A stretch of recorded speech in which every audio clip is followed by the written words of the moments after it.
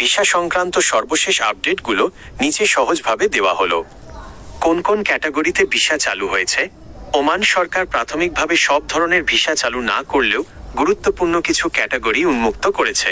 Family visa, যারা ওমানে অবস্থান করছেন তারা এখন তাদের পরিবারের সদস্যদের নিতে পারবেন।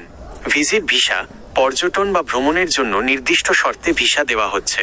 জব ট্রান্সফার ভিসা, ওমানের ভেতরেই এক কোম্পানি থেকে অন্য কোম্পানিতে কাজের সুযোগ বা ভিসা পরিবর্তনের অনুমতি দেওয়া হয়েছে। বিশেষ পেশাজীবী, ডাক্তার, ইঞ্জিনিয়ার, নার্স এবং শিক্ষকদের মতো দক্ষ পেশাজীবীদের জন্য ভিসা সহজ করা হয়েছে। 2. সাধারণ শ্রমিক ভিসার বর্তমান অবস্থা। সাধারণ শ্রমিক বা অদক্ষ জনশক্তির জন্য নতুন ভিসা ইস্যু করার বিষয়টি এখনো কিছুটা নিয়ন্ত্রিত, তবে ওমান কর্তৃপক্ষ এবং বাংলাদেশ সরকারের মধ্যে আলোচনার ফলে এই প্রক্রিয়াও ধীরে ধীরে স্বাভাবিক হওয়ার পথে রয়েছে। 3. নতুন কিছু নিয়ম। ভিসা আবেদন প্রক্রিয়ায় স্বচ্ছতা আনতে ওমান সরকার কিছু নতুন নিয়ম যুক্ত করেছে।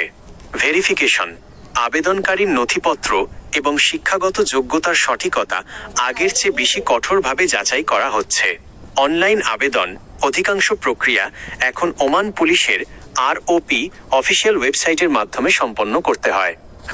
সতর্কতা, ভিসা সংক্রান্ত লেনদেন করার সময় অবশ্যই সরকার অনুমোদিত বিশ্বস্ত ট্রাভেল এজেন্সি বা সরাসরি ওমান অ্যাম্বাসির মাধ্যমে যোগাযোগ করবেন।